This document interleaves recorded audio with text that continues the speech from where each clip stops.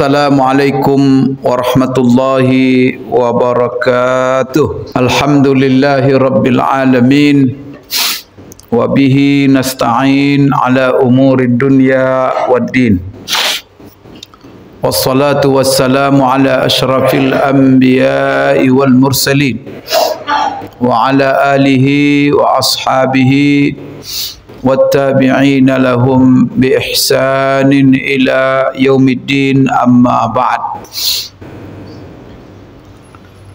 اللهم علمنا ما ينفعنا وانفعنا بما علمتنا إنك أنت العليم الحكيم ربنا زدنا علما وارزقنا فهما اللهم إنا نسألك علما نافعا ورزقا طيبا وعملا صالحا متقبلا رضينا بالله ربا وبالإسلام دينا وبمحمد نبيا ورسولا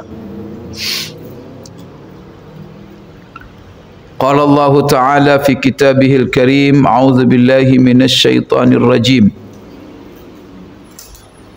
والبدن جعلناها لكم من شعائر الله لكم فيها خير فاذكروا اسم الله عليها صواب فإذا وجبت جنوبها فكلوا منها وأطعموا القانع والمعتر كذلك سخرناها لكم لعلكم تشكرون وقال تعالى والفجر وليال عشر والشفع والوتر والليل إذا يسر. Bapak-bapak, ibu-ibu, kaum muslimin, kaum muslimat, jemaah solat maghrib, hafizakumullah wa ra'akum. Alhamdulillah, tak henti-hentinya kita memuji Allah, membesarkan dan mengagungkannya, khususnya pada hari-hari ini. Hari-hari ini kita sudah berada di bulan yang mulia, di hari yang Allah putuskan bahawa hari-hari ini adalah hari termulia sepanjang tahun yang kita lalui. Hari itu adalah 10 hari pertama bulan Zulhijjah. Di samping 10 hari pertama bulan Zulhijjah ini termasuk daripada rangkaian hari-hari yang terdapat di dalam bulan haram, yang mana bulan haram itu ada 4. Pertama Zulqa'dah, Zulhijjah, Muharram dan Rajab. Kemudian di antara hari-hari bulan-bulan haram itu diistimewakan lagi 10 hari pertama bulan Zulhijjah, yang mana kita sekarang berada pada hari-hari ini. Maka saya ingin mengingatkan kepada diri saya, kepada Bapak Ibu, bahawa kita sekarang ini berada pada hari-hari yang sangat istimewa. Saking istimewanya hari ini, maka Allah menjelaskan dalam Al-Quran dalam bentuk sumpahnya. Dalam Al-Quran Allah berfirman, wal fajri walayalin ashr wasyaf'i wal watr. Demi fajar dan demi 10 hari, dan demi hari yang genap, dan demi hari yang ganjil. Di sini Allah bersumpah dengan demi hari atau demi 10 hari. Maka para ulama ataupun ulama tafsir, itu jumhur mufassirin, kebanyakan ulama tafsir menjelaskan dan menafsirkan bahawa yang dimaksud dengan demi 10 hari itu adalah 10 hari pertama bulan Zulhijjah. Di mana kita bisa menyimpulkan bahawa dari ayat ini demi 10 hari, bahawa ini menunjukkan hari 10 pertama bulan Zulhijjah ini hari istimewa, kerana Allah Subhanahu wa taala menggunakan hari ini sebagai alat sumpahnya. Dan biasanya kalau kita yang bersumpah sebagai manusia atau hamba Allah, sebagai seorang muslim, maka kita tidak boleh bersumpah kecuali dengan sesuatu yang paling besar, yang paling agung dalam kehidupan kita. Maka kita tidak dibenarkan bersumpah atas nama makhluk. Kita hanya dibenarkan bersumpah atas nama Allah. Karena bagi orang yang beriman, Allah lah yang maha besar. Atas nama Allah atau sifat-sifat Allah atau asmanya Allah. Tapi Allah Subhanahu wa taala banyak sekali bersumpah dalam Al-Quran. Maka Allah bersumpah dengan apa? Dengan makhluknya. Maka salah satu yang banyak kita temukan dalam Quran, sumpah Allah dengan waktu. Bersumpah Allah dengan waktu. Bahkan boleh dikatakan tidak ada jenis waktu yang kita lalui sehari semalam kecuali Allah jadikan sebagai alat sumpahnya. Mulai dari pagi, maka Allah bersumpah dengan waktu fajar, al-fajri. Kemudian kita melalui waktu duha, Allah bersumpah pula dengan waktu duha. Kemudian ada lagi wasyamsi wa duhaha. Kita melalui waktu siang, Allah juga bersumpah dengan waktu siang. Wan nahari idza jallaha. Kita melalui waktu malam, Allah juga bersumpah dengan malam. Wal laili idza yaghshaha. Begitulah seterusnya.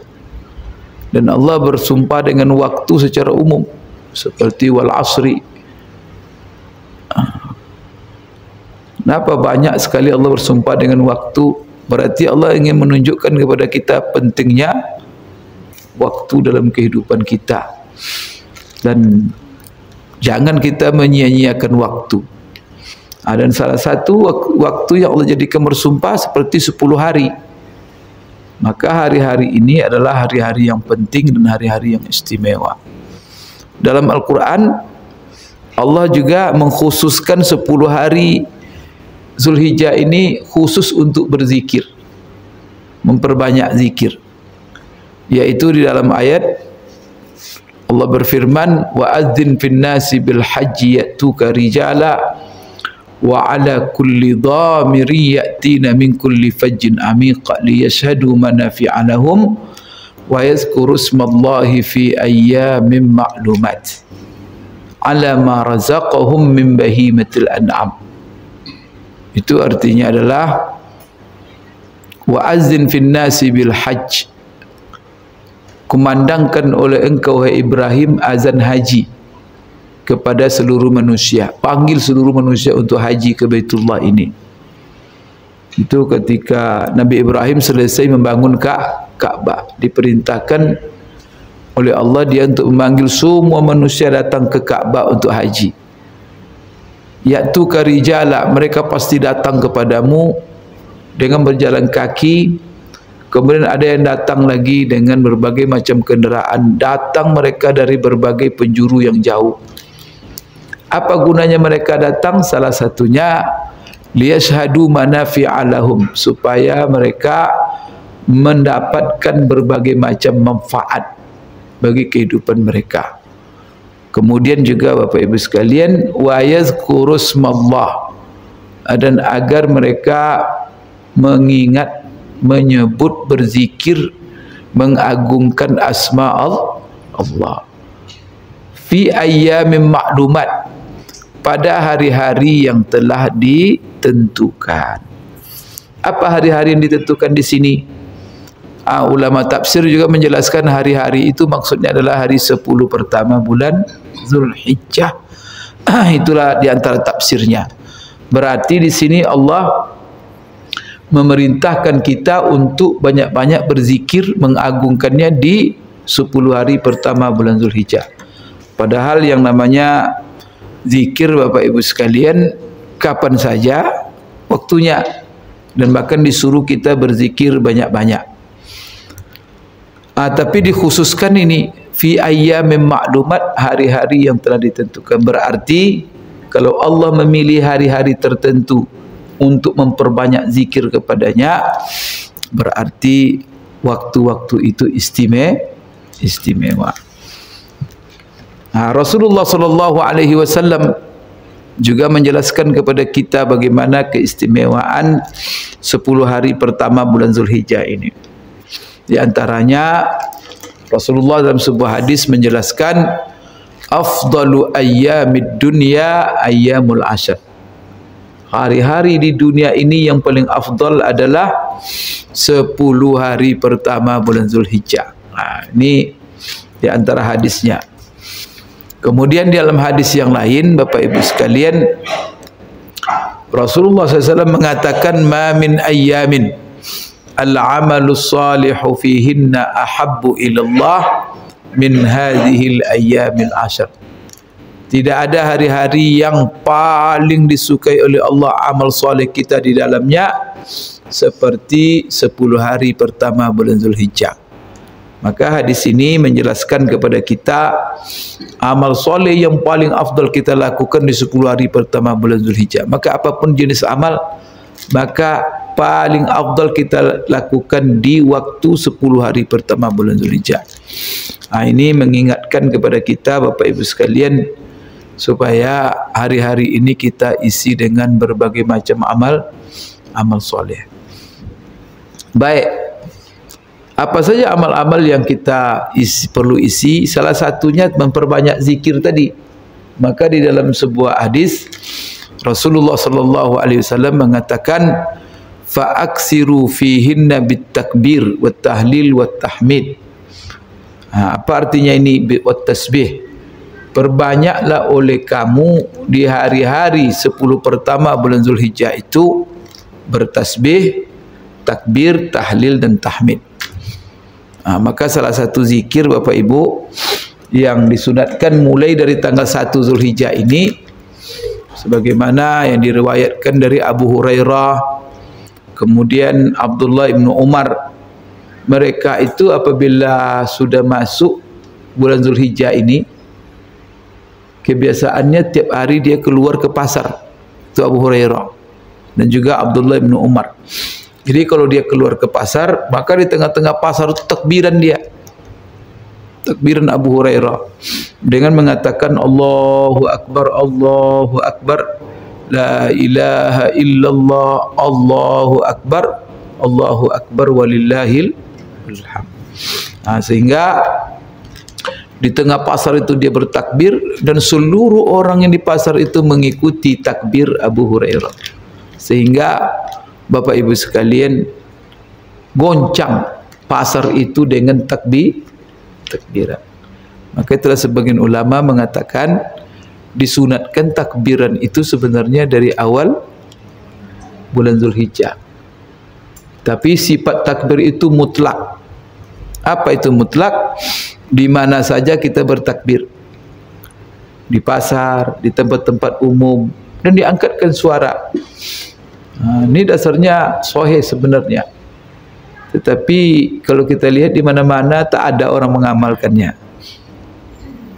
Oleh karena itu sebagian ulama mengatakan ini adalah salah satu di antara bentuk sunnah yang sudah dilupakan oleh umat Islam. Padahal hari-hari ini adalah hari-hari zikir. Jadi sebagaimana Bapak Ibu sekalian, orang-orang yang sekarang berangkat ke tanah haram, banyak sekarang ni kan yang menuju ke Mekah. Mereka pakai pakaian ihram, sambil ihram mereka berzikir. Tapi zikir mereka kalau sedang ihram, yang paling afdal adalah kalimat talbiyah. Tapi kita juga seluruh umat Islam, maka Allah jadikan ini hari-hari istimewa supaya dunia ini semuanya berzikir. Di Mekah orang berzikir, seluruh dunia juga ikut orang berzikir seperti zikirnya orang-orang yang sedang tawaf.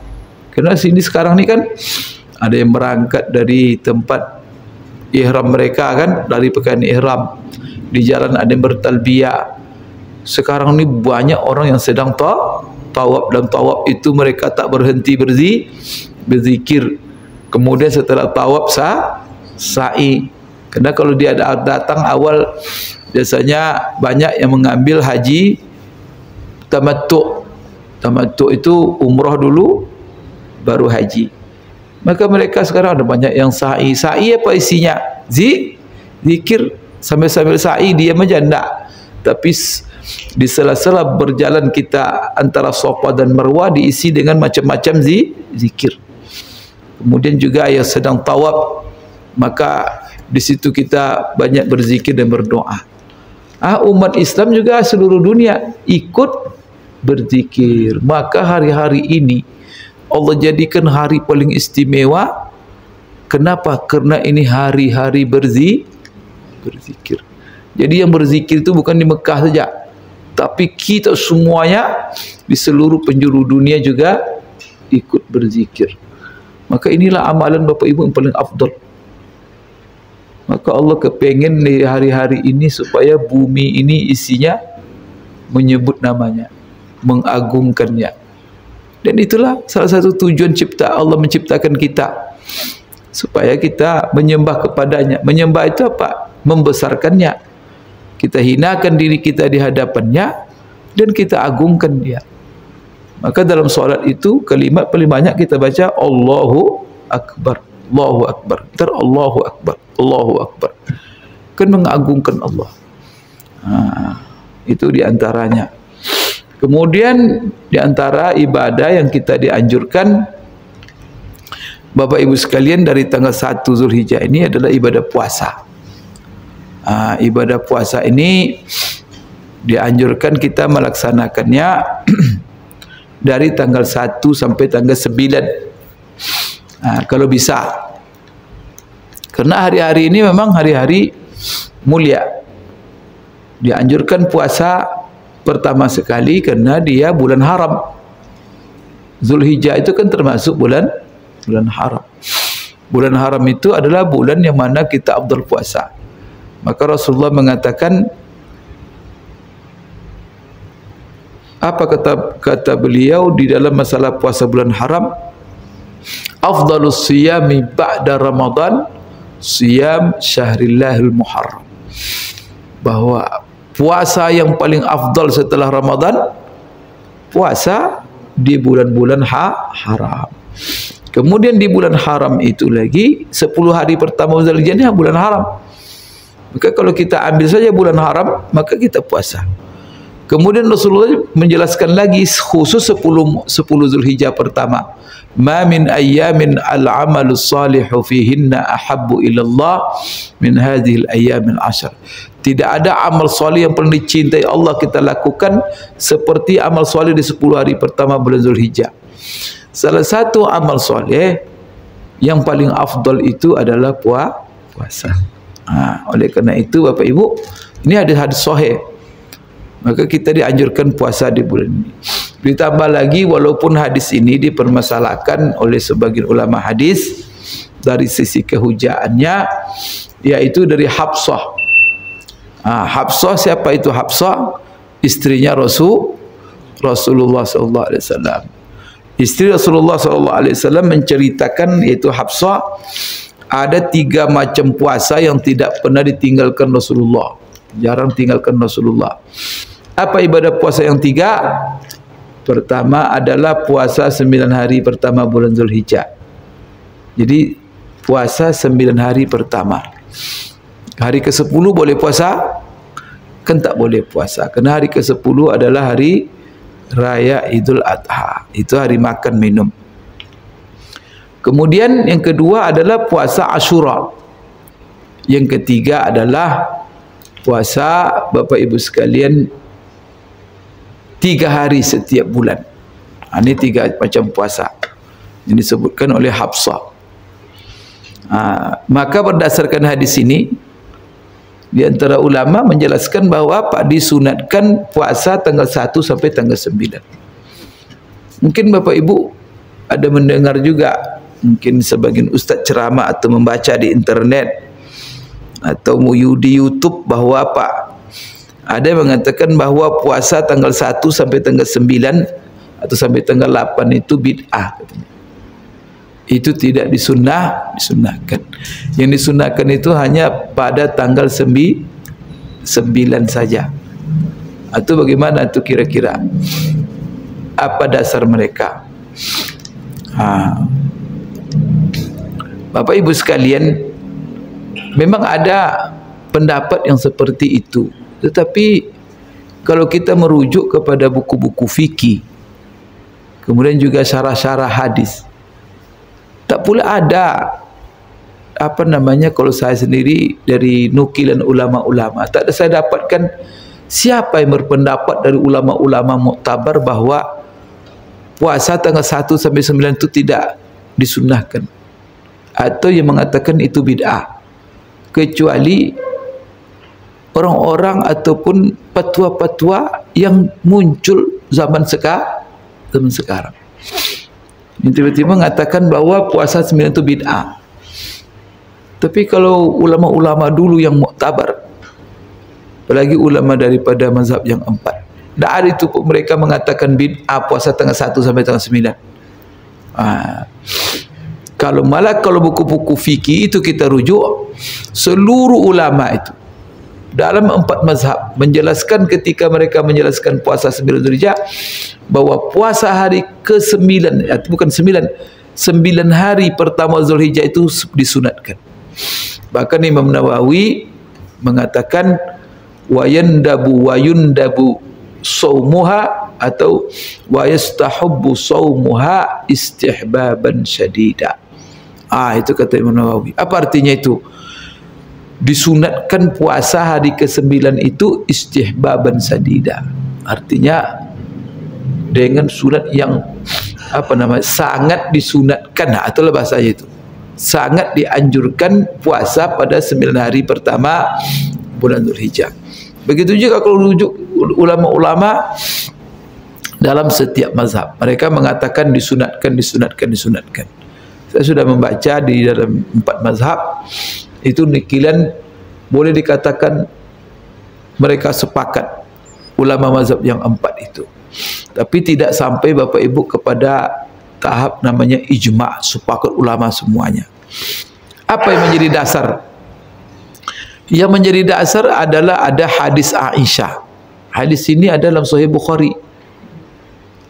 Aisyah menceritakan, ma ra'aitu Rasulullah sallallahu alaihi wasallam yasumu ashri Dzulhijjah qat. Saya tak pernah melihat, kata Aisyah, Rasulullah puasa 10 hari pertama bulan Zulhijjah. Ini hadis ini. Hadis ini hadis sahih. Maka membaca hadis ini, maka di antara orang ada yang kita mengambil, kalau Rasulullah tak pernah puasa, kata Aisyah, lalu kita puasa, berarti melakukan sesuatu yang tidak dibuat oleh Rasul. Apa namanya itu? Maka langsung kesimpulan bid'ah. Kan seharusnya kan berfikirlah dia. Kenapa ulama-ulama besar? Memang ulama-ulama besar itu tidak tahu hadis itu. Maka Imam Nawawi sendiri dia mensyarah hadis itu. Karena itu ada di dalam Sahih Muslim. Kemudian Bapak Ibu sekalian, ada lagi ulama-ulama lain. Mereka baca. Jadi ada orang sekarang baca hadis itu. Ulama dulu juga baca hadis itu. Tapi ulama-ulama dulu tak ada yang menyimpulkan dengan membaca hadis itu puasa 9 pertama Zulhijjah adalah ada dibaca oleh orang sekarang. Hadisnya juga dari dulu. Kok kesimpulannya? Kira-kira di mana salahnya itu? Ulama dulu yang salah atau yang sekarang yang terlalu cepat-cepat aja? Kadang ilmu belum matang baru baca satu hadis, 2 hadis langsung berfatwa. Jadi Bapak Ibu sekalian, padahal hadis ini ya kan diriwayatkan, sudah disampaikan Rasulullah sejak dulu, kemudian sudah dibaca oleh para ulama. Maka bagaimana caranya?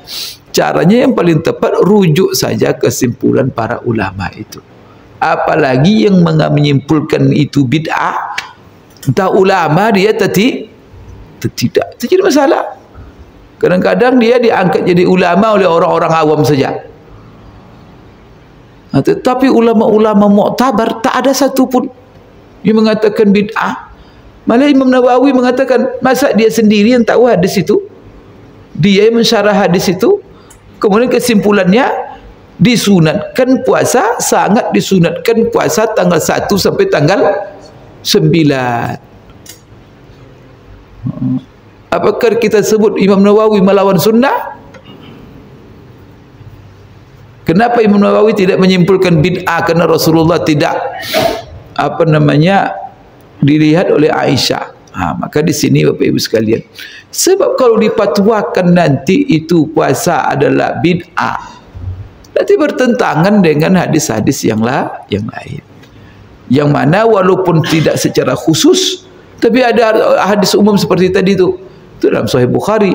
Tidak ada hari yang paling dicintai oleh Allah amal soleh di dalamnya seperti amal soleh pada 10 hari pertama bulan Dzulhijjah. Rasulullah menyebut amal soleh, atau langsung dia bilang apa? Puasa bid? Memang puasa itu tidak amal soleh? Itu jadi masalah. Malah puasa itu merupakan amal soleh yang paling afdal di antara amal soleh yang lainnya. Apa bukti bahwa amal soleh puasa itu adalah amal soleh yang paling afdal? Allah sendiri mengatakan, seperti dalam hadis qudsi, kullu amal ibni adam lahu al-hasanatu bi asyri amsalihha. Apa kata Rasul? Kata Allah dalam hadis qudsi, seluruh amalan ibnu Adam itu, manusia itu untuknya. Setiap amalan kebaikan yang dilakukan manusia itu dibayar, diganjarkan 10 dan dilipat gandakan sampai 700 kali lipat. Illa saum, kata Allah, kecuali puasa.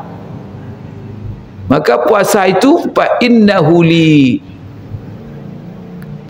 puasa itu adalah untukku.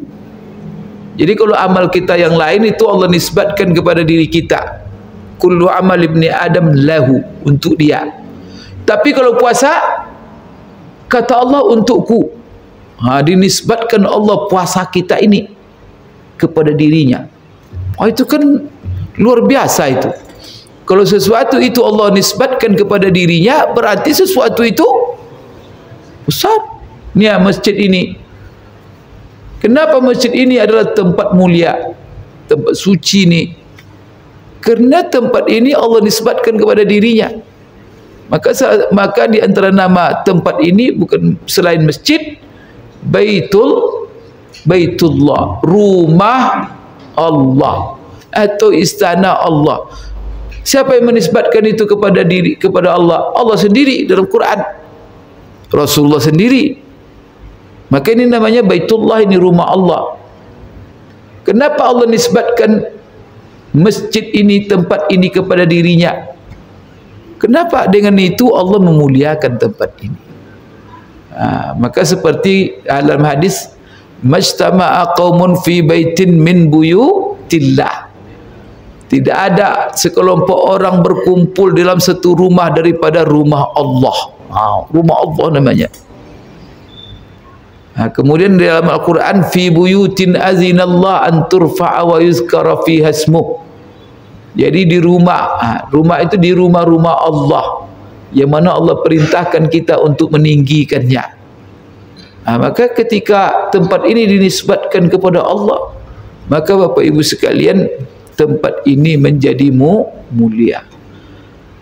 Begitu juga amalan yang kita lakukan, kan amalan kita itu lalu diambil alih oleh Allah, Allah nisbatkan kepada dirinya, dan Allah mengatakan fa innahu li, puasa itu adalah untukku. Itu menunjukkan bahwa puasa adalah amal soleh yang paling afdal. Sampai Allah nisbatkan satu-satunya amal yang Allah nisbatkan kepada dirinya adalah puasa. Setelah itu apa? Ditambah lagi dalam hadis itu, wa ana ajzi bihi, saya sendiri yang akan membalasnya, tapi tidak ada hitungannya. Kalau tadi itu 10 sampai 700 kali lipat. Kalau puasa tidak ada batasnya. Wa ana ajzi bihi, saya yang akan membalasnya tanpa batas. Berarti apa? Puasa adalah ibadah paling afdal. Itulah sebabnya seperti adanya dalil-dalil seperti ini. Walaupun ada hadis Aisyah itu yang membuat ulama tidak sanggup mereka berfatwa puasa itu bid. Tiba orang-orang sekarang langsung aja bid'ah. Maka ulama itu dulu komprehensif ketika mereka menyimpulkan sebuah hukum, ditinjau di sini, dilihat di sini apa. So kalau ini dikatakan begini bertentangan dengan sini, bagaimana menyelesaikannya? Di situ Bapak Ibu sekalian. Kemudian setelah mereka berfatwa bahwa disunatkan puasa tanggal 1 sampai tanggal 9, lalu bagaimana mereka menyikapi hadis Aisyah yang mengatakan aku tidak pernah melihat Rasulullah? Maka mereka berikan jawaban analisis terhadap hadis Aisyah itu. Ya, di antara hadis analisisnya, pertama sekali bahwa Aisyah menceritakan apa yang dia lihat. Tidak mesti apa yang tidak dia lihat memang tidak ada barang itu. Ya, barangkali dia tidak melihat tapi Rasulullah puasa. Kenapa? Karena Rasulullah tidak selalu bersama Aisyah. Memang 24 jam Rasulullah sampai meninggal Aisyah terus. Karena dia tinggal ke sebulan pergi dia. Kemudian juga Rasulullah SAW, Bapak Ibu sekalian, punya istri bukan hanya Aisyah. Berapa istri Rasulullah? 11 kan? Masa sama Aisyah terus dia? Barangkali itu salah satu jawabannya. Maksud Aisyah itu adalah bahwa yang dia lihat, tapi tidak harus bahwa Aisyah tidak melihat lalu benar-benar Rasulullah tidak mengerjakan, belum tentu. Apalagi Hafsah menceritakan kontradiktif. Hafsah malah mengatakan Rasulullah tak pernah meninggalkan. Kan ini puasa 9 Dzulhijjah. Aisyah mengatakan tak pernah melakukan. Kan ini. Oleh karena itu ditafsirkan diantaranya, tafsirnya juga maksud Aisyah itu apa? Saya tidak melihat Rasulullah sempurna puasanya tanggal 1. Tapi dia puasa, tapi full tanggal 1 sampai tanggal 9 itu tak pernah saya lihat. Kemudian ada lagi menafsirkan maksud Aisyah di situ adalah yang diceritakan Aisyah Rasulullah tak pernah puasa 9 Dzulhijjah itu maksudnya kalau Rasulullah lagi musafir atau dia lagi ada uzur, maka biasanya Rasulullah tidak puasa dia kalau ada lagi dia dalam misi musafir. Maka banyak jawaban-jawaban Bapak Ibu terhadap hadis Aisyah ini. Kemudian kita dianjurkan puasa di hari-hari ini karena di bulan-bulan haram ini Bapak Ibu sangat ditekankan. Apa yang ditekankan kita di hari yang mulia? Jangan sampai kita berbuat maksiat. Orang-orang yang sedang pergi haji je sekarang tu diwanti-wanti. Maka baik yang pergi haji, baik kita yang tidak haji, diingatkan hari-hari yang mulia ini jangan sekali-kali kita berbuat maksiat. Maka bagi orang yang haji, apa kata Allah dalam Al-Quran? Faman faradha fihinnal hajja fala rafatha wala fusuqa wala jidala fil hajj. Barang siapa yang haji di hari-hari itu, di bulan-bulan yang telah ditentukan bulan haji, khususnya 10 hari pertama bulan Dzulhijjah ini, maka ketika sedang haji, fala rafatha, jaga mulut, jangan berkata-kata yang keji, kemudian jangan berkata-kata yang mungkar, kemudian jangan kata-kata yang tidak senonoh, jaga mulut. Kemudian wala fusuqa, jaga perbuatan, jangan berbuat maksiat. Pertama, jangan melakukan pelanggaran-pelanggaran ihram, dan jangan berbuat hal-hal yang diharamkan ataupun maksiat kepada Allah. Itu orang yang haji. Maka orang yang sedang haji, kalau dia itu berbuat maksiat, berlipat-lipat gandanya Bapak Ibu sekalian, dan ada dosanya. Maka penekanan Allah di hari-hari istimewa ini, jangan kalian berbuat maksiat. Jaga mulut, jaga perbuatan. Maka mulut itu hendaknya hanya mengeluarkan kata-kata yang baik, kata-kata yang sujuk. Kemudian perbuatan kita juga perbuatan-perbuatan baik semua. Maka setelah Allah melarang, jadi yang pertama sekali yang Allah tekankan, jangan berbuat maksiat, baik dalam kata-kata atau perbuatan. Setelah itu apa yang kita lakukan? Wa ma taf'alu min khairi ya'lamullah. Maka bagaimana sikap kita? Maka perbanyaklah berbuat baik. Apapun kebaikan-kebaikan yang kamu lakukan, kata Allah, Allah Maha tahu dan Allah akan membalasnya. Kemudian supaya nanti amalan kamu tu kebaikan, terhindar dari seluruh larangan, semua perintah kamu kerjakan, maka kamu harus berbekal. Wa tazawwadu, berbekallah kamu. Sesungguhnya sebaik-baik bekal itu adalah takwa. Wattaquni ya ulil albab. Maka di sini di penekanan pertama, jangan kamu berbuat maksiat. Bagi orang yang tidak haji, apa kata Allah dalam Al-Quran? Fala tazlimu fihinna anfusakum. Jangan sekali-kali kamu berbuat maksiat di bulan-bulan haram itu, termasuk Zulhijjah. Maka ada khusus orang yang haji, fala rafasa wala fusuqa wala jidala fil hajj. Maka bagi umum semuanya, fala tazlimu fihinna anfusakum. Berarti apa? Orang yang haji menjaga larangan ihram, tidak apa. Kita semua juga ikut. Jangan berbuat yang haram, maksiat. Berarti Allah kepingin hari-hari yang mulia ini dimuliakannya supaya kita jaga kesucian hari-hari ini. Supaya kita jaga kemuliaan hari-hari ini dengan apa?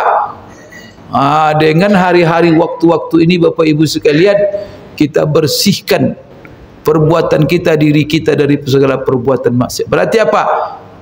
Perbuatan maksiat di hari-hari ini mengotori, menodai kesucian bulan ini. Oleh kerana itu Allah lipat gandakan dosanya kalau kita berbuat di bulan dosa di bulan-bulan ini.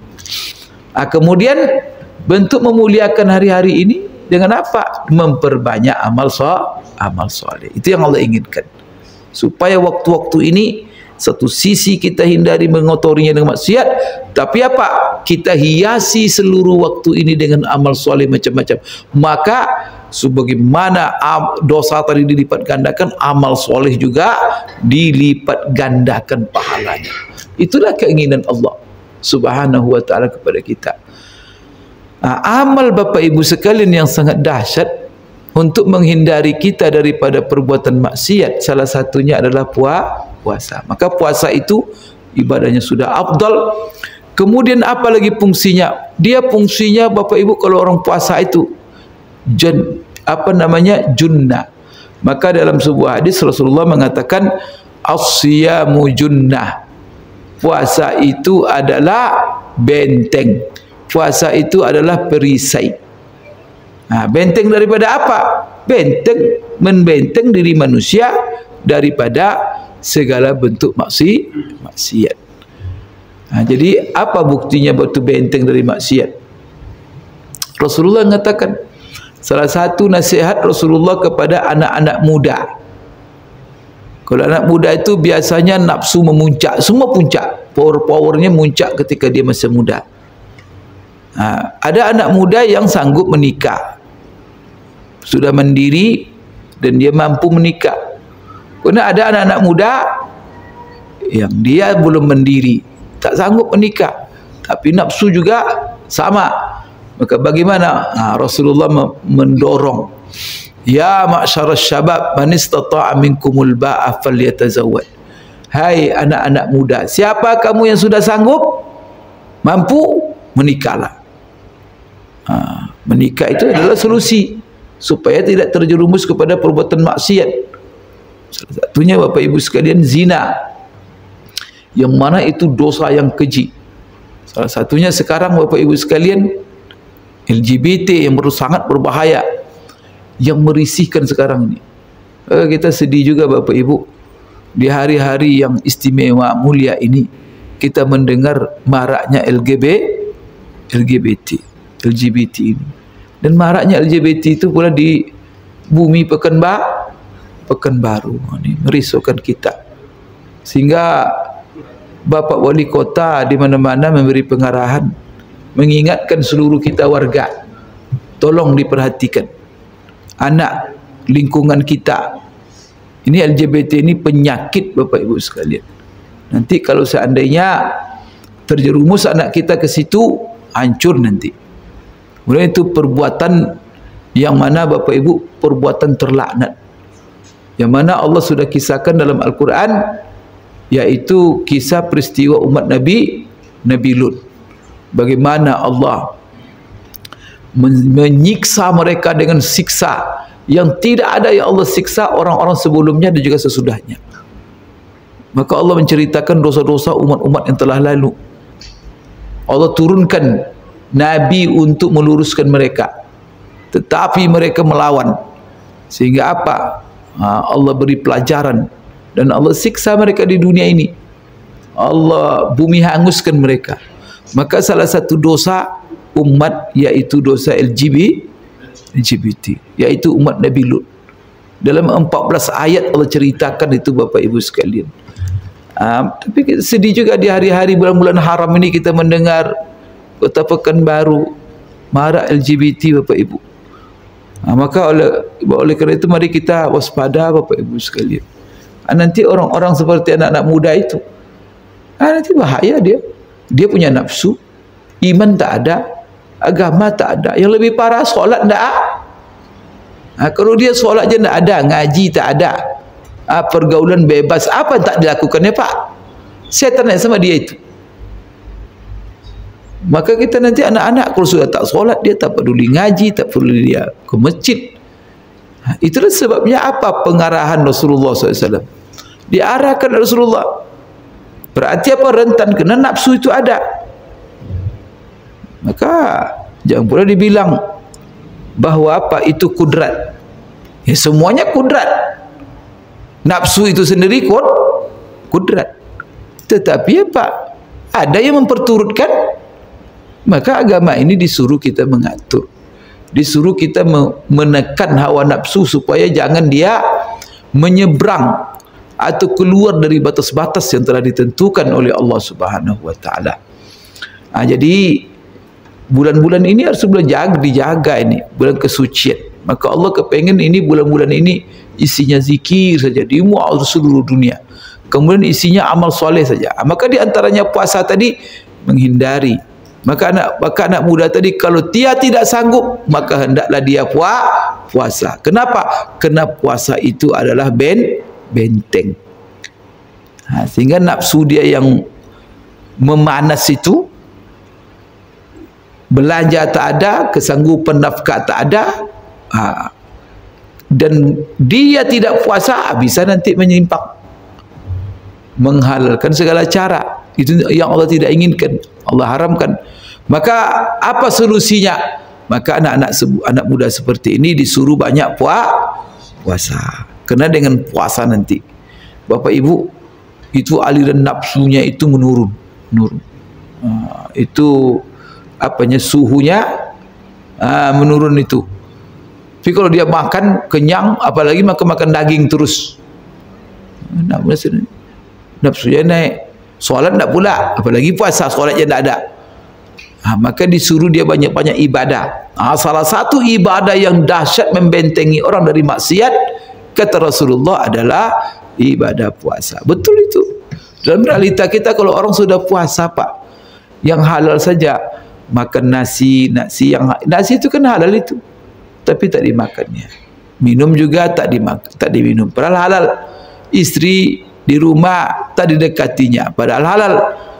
Yang halal-halal saja ditahannya, apalagi yang haram? Yang haram-haram. Karena ironis itu, yang halal ditahan, yang haram tak mungkin. Maka puasa itu ketika dia menahan diri daripada yang halal, maka di situ ada kekuatan ataupun ada isyarat, ada pesan yang kuat dalam dirinya. Kalau yang halal saya kau tahan, bagaimana lah, apalagi yang haram-haram. Maka orang kalau dia puasa, cenderung Bapak Ibu sekalian untuk menjauhi perbuatan maksiat. Yang kedua, nanti puasa itu Bapak Ibu sisinya adalah, kerana kita tadi dalam hari istimewa ini dilarang kita berbuat maksiat, maka dengan puasa kita bisa terjaga. Kemudian dia anjurkan kita berbuat banyak amal-amal taat. Maka salah satu amal taat yang membuat kita nanti banyak berbuat amal soleh dengan amal itu adalah ibadah puasa. Maka puasa ini Bapak Ibu sekalian, orang kalau sudah puasa memperbanyak zikir. Kalau dia sudah puasa, solat berjamaah. Kalau dia sudah puasa, mau baca Quran saja. Kalau dia puasa, memperbanyak sedekah. Begitulah seterusnya. Jadi puasa ini mendorong supaya kita banyak berbuat dan beramal soleh. Kemudian Bapak Ibu sekalian, ada puasa yang jangan, kalau tidak bisa tanggal 1 sampai tanggal 9, tapi minimal tanggal 9. Yang mana tanggal 9 ini adalah puasa hari Arafah. Sedikit saya menyinggung masalah puasa hari Arafah. Kapan saya puasa hari Arafah, Pak Ustaz? Apakah saya puasa Arafah mengikut orang wukuf di padang Arafah, atau mengikut apa yang diputuskan oleh pemerintah? Sekarang ni Bapak Ibu sekalian berbeda, terjadi apalagi perbedaan ini. Idul Fitri kemarin sudah berbeda, Idul Adha ini juga berbeda. Saudi menetapkan Bapak Ibu sekalian bahwa tanggal 1 Zulhijjah itu hari apa kemarin? Hari Senin. Pemerintah Indonesia menetapkan 1 Zulhijjah hari apa? Hari Selasa. Semua mereka itu kan berdasarkan ru'yah, melihat bulan. Hari Ahad itu Saudi melihat bulan, nampak. Maka besoknya tanggal 1. Indonesia juga melihat kemarin, tapi tak nampak. Maka apa? Besoknya sempurna 30 Zulqa'dah. Maka Selasa baru 1 Zulhijjah. Sekarang kalau berbeda tanggal 1, tentu tanggal 9 mengikut tanggal 1. Kan tak mungkin kan? Maka tanggal 1 je, kalau tanggal 1-nya hari Senin, maka tanggal 9-nya hari apa? Hari Selasa. Pemerintah menetapkan hari Selasa tanggal 1, berarti tanggal 9-nya hari Rabu. Sekarang puasa kita kapan? Sini. Maka perlu saya jelaskan di sini Bapak Ibu. Sebenarnya permasalahannya begini. Pertama sekali adalah masalah ru'yah ini. Kalau sudah dilihat bulan di satu tempat, apakah bulan yang dilihat itu mengikat tempat yang lain ikut atau tidak? Maka di sini terjadi perbedaan pendapat ulama. Maka di antaranya Bapak Ibu sekalian, kena ada perbedaan sebenarnya gini. Sepakat ulama mengatakan Bapak Ibu bahwa apabila negeri-negeri ini berbeda waktunya, jam terbit mataharinya umpamanya, dan itu kan terjadi, itu tidak bisa diingkari. Umpamanya apa? Mana yang lebih dahulu terbit matahari, kita dengan Saudi? Kita dulu terbit atau Saudi?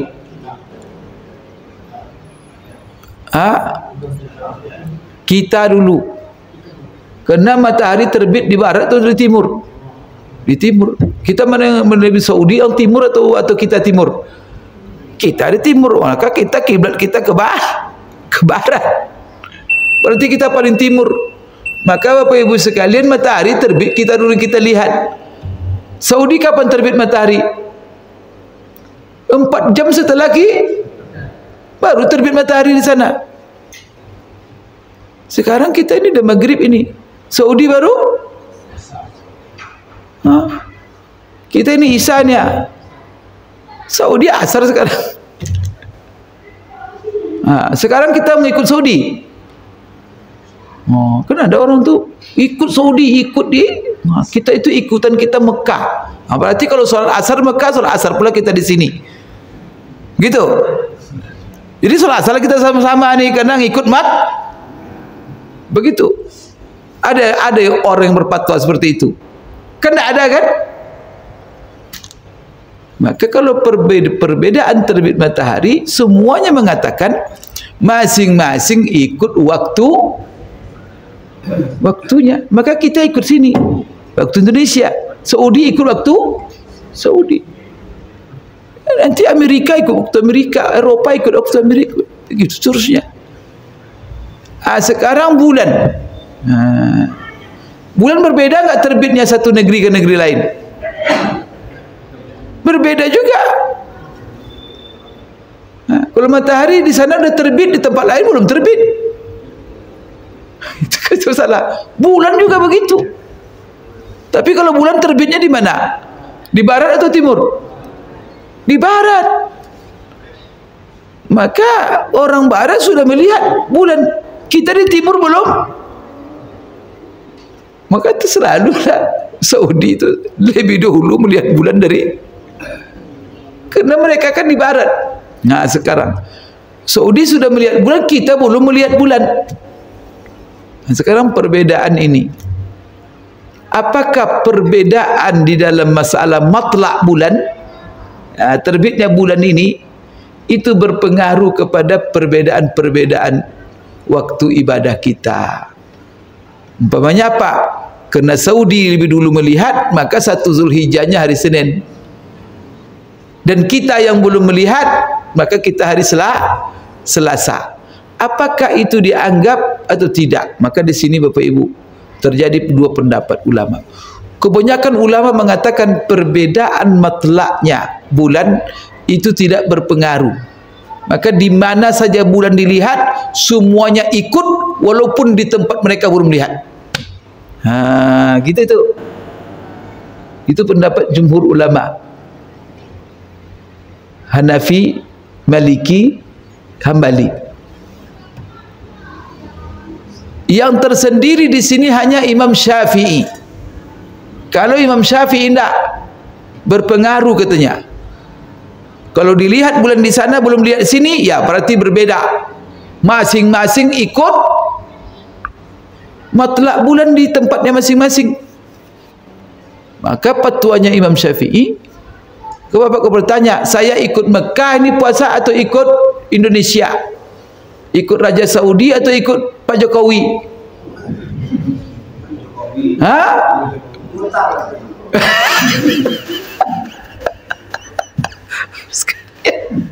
Maka Bapak Ibu sekalian ikut Pak Jokowi.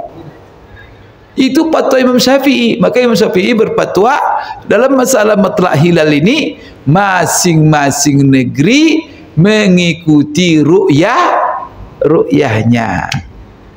Apalagi Bapak Ibu sudah berbeda jam tadi waktu matlaknya. Di sana ada lihat, di sini belum. Maka apa? Yang di sana ya mengikut apa dia, ru'yah dia. Yang di sini belum, ya ikut kita. Maka patokan kita kapan kita puasa Arafah bukan hukum pada Arafah di sana, tetapi sesuai dengan hitungan ru'yah kita. Maka ru'yah kita tanggal 1 Selasa, maka kita tanggal 9 kita hari Rabu. Sekalipun Rabu itu sudah Idul Adha di Saudi, karena dia matlaknya beda. Maka perbedaan ini kata Imam Syafi'i, likulli baladin ru'yatuhu. Itu pula lah pendapat Imam Nawawi. Dan bahkan mazhab-mazhab yang lain. Itu yang heran juga. Ulama-ulama Saudi pindah mazhab Syafi'i dia sekarang. Maka mufti-mufti Saudi ketika ditanya, kami di Eropa belum lihat bulan, Saudi sudah lihat bulan, kami ikut Saudi atau ikut Eropa? Apa kata ulama-ulama di sana? Kalian ikut ru'yah kalian di sana. Itu sebenarnya fatwa Imam Syafi'i. Maka banyaklah zaman sekarang Hanafi, Maliki, Hambali pindah ke mazhab Syafi'i. Berarti mazhab Syafi'i top di sini. Sekira Bapak Ibu sekalian, Bapak sekalian, itu dapat saya sampaikan pada kajian malam ini supaya jangan ragu aja ya. Nanti kalau ada yang beda-beda ya dalam masalah, apalagi ini hari raya korban, itu syiar Bapak Ibu sekalian ya. Maka itu yang dimaksud kebersamaan. Maka kalau bisa jangan menyidi-nyidi, jangan lompok-lompok Pak, ikut yang banyak. Maka di sini apa? Ya ikut pemerintah. Namanya menyembeli sendiri itu syiar itu. Ikut Pak Jokowi aja. Jangan berlomba-lomba. Jadi Bapak Ibu sekalian, kena hari raya itu yang dimaksud adalah kebersamaan. Bukan hanya sekedar solat Bapak Ibu. Karena kalau sekedar solat yang dimaksud daripada Idul Adha itu, kenapa Rasulullah SAW menyuruh pertama kita solat di lapangan, supaya yang hadir banyak. Yang kedua, Rasulullah suruh semua kita keluar. Bahkan perempuan haid pun disuruh keluar berhari raya. Yang nipas pun disuruh berhari raya. Berarti apa? Tujuan hari raya itu berkumpul bukan solat. So kalau solat menjadi tujuan, ngapain Rasulullah nyuruh orang haid? Anak-anak. Itu yang perlu kita ketahui bersama. Maka pesan saya kepada kita, ya bersama, jangan mengelompok. Begitu juga menyembeli. Menyembeli itu syiar kebersamaan. Itu yang Allah inginkan. Kerana Allah suka melihat kita bersatu bersama.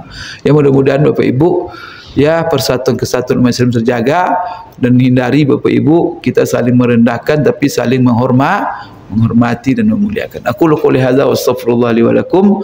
Subhanakallahumma rabbana wa bihamdik. Karena saya ada pula acara setelah Isya.